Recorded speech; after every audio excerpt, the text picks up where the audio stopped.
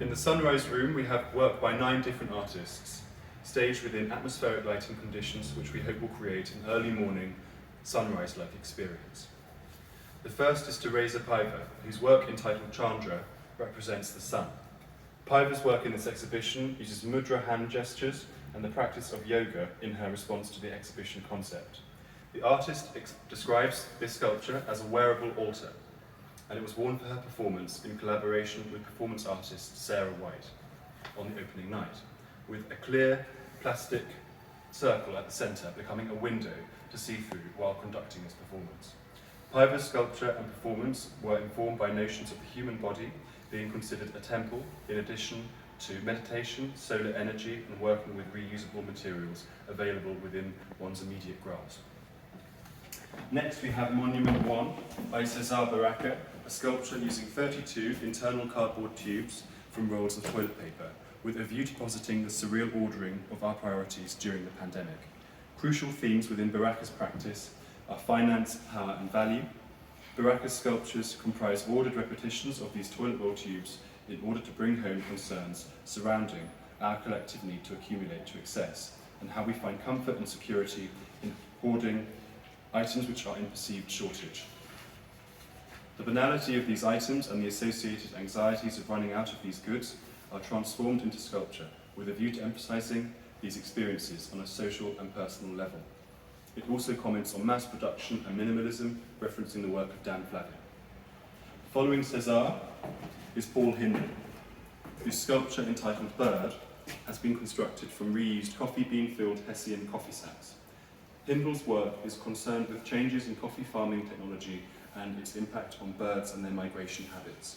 In this work and the sculpture in the neighbouring Sunset Room, the artist considers advances in farmers' approaches to growing coffee beans in the shade. He argues that this form of environmental modification can be seen as a positive due to the advantages it brings to migrating wildlife. Hindle also performed on the opening night of the exhibition with his musical partner, Zara, and has played music at many Altaras events to date. Next we have my work, shown here, one of 2 framed Carburundum prints I am presenting in this exhibition entitled Looking at Space. These prints are explorations of the qualities and politics of different types of space in the context of lockdown. These are based on a view of the night sky above my home during lockdown 1, showing a vast expanse of space above the roof and windows which flame the seclusion of suburban domesticity. They are informed by my thinking on how different types of space can represent our adaptations to a new way of life, as well as the tensions that arise within the simultaneity of being both homebound individuals and constituents of broader communities for which we are all responsible. They also arose from my thinking on the importance of small everyday decisions we make at home and their resounding cumulative impact on global problems. Each of these prints was created using a process called Carburundum, where fine particles of silicon carbide are adhered to a surface in order to hold onto ink when printmaking. The results can be unpredictable and hard to replicate, and in some ways can be similar to a half-tone image. Following on, we have an installation of drawings by Giuseppe Maria Urso, whose works act as a subverted stained glass window depicting Adam and Eve and the serpent. Urso was inspired to produce this work by an unfinished print by Albrecht Dürer. The bodies of Adam and Eve are made visible by a background of human skulls, repeated in white ink on tracing paper, which create a translucent and ghostly tableau of this creation myth, with the serpent slithering up the window frame between the 2 figures. It is particularly poignant that the artist has chosen to depict these figures with the skulls behind them and without the inclusion of the apple, suggesting that they are not yet aware of the concept of sin or temptation, nor the tragic demise that is to come of them. When activated by the light that floods through these windows, this work really glows and feels especially well sighted within this historic venue.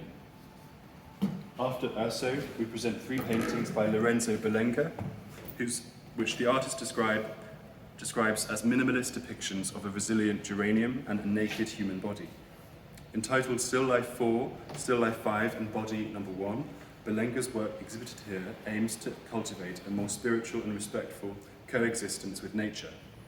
The expressive paintings in this triptych evoke a freshness of gesture and an impulsive use of colour and line. Influenced by minimalism and arte povera, Belenko's practice is focused on notions of reclaiming objects and humanity's place in natural ecosystems. Next we have a sculpture by Ana Luisa Rodriguez, created by conjoining a white painted miniature wooden door and a 1970s car radio. This work is called Balada, which translates from the Portuguese as ballad. By poetically bringing these two simple objects together, Rodriguez seeks to reach an aesthetic appreciation of the energy and desire to leave that we have felt during periods of isolation. It draws a feeling of hope from the internal conflict we have undergone during quarantine, contextualized by the sunrise metaphor of this space within the exhibition. Using a car radio from the 70s, the decade of the artist's birth, Rodriguez plays with time, drawing parallels between our limited freedom now and the nostalgia of youth and childhood memories. Whilst the use of the door plays with transportation, imagined or otherwise, between places, presenting a portal from one reality or space to another.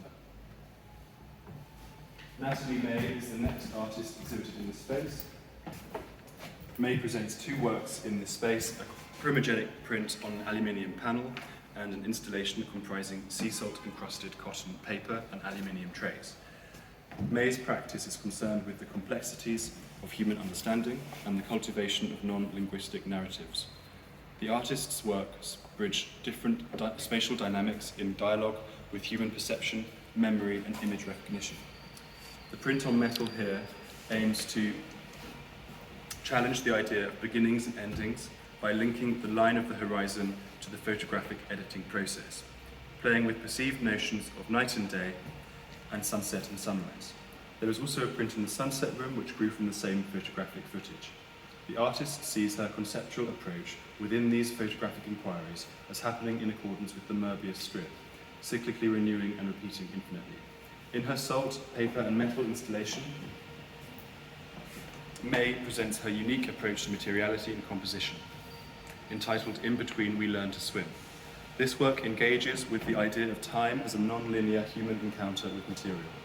The artist's durational, process-led approach to making this work involved soaking paper in salt using seawater taken from her birthplace, the Balearic Islands.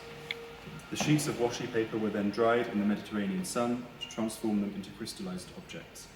The artist has described her fascination with salt and its multiplicity of interpretations in our recent panel discussion. These include salt's perception as the essence of water, a precious resource, a means of purifying, and something that can connote death in certain cultures. Finally, we have a series of photographic works entitled Lockdown Thoughts, Journeys to Recycle and Share by Margaret Jennings. Jennings presents 5 photographs of objects and features within her home, which intimately share her ongoing personal experiences of the COVID-19 pandemic and its ensuing lockdowns. Despite the nature of the circumstances in which she created this work, she was able to find, appreciate, and reflect on the beauty of small quotidian things, which would otherwise be taken for granted. The undercurrent of this work is that of critically questioning mass consumption and its significant impact on our waste levels, and inevitably the overall health of our planet. Jennings documented items including distressed walls, repurposed curtains, a found replacement light bulb, cut-price flowers, and a roll of lavatory paper given to her by a neighbour. The artist has referred to this series as a journey of discovery. Each photograph is displayed with a companion text which seeks to capture the spirit of opportunity, making do, and communities coming together. These works are exhibited playfully in various locations to add to this sense of discovery. And that marks the end of the sunrise room. Please watch out for the next video, which will take us to the sunset room in the Belfry room upstairs, where the exhibition continues.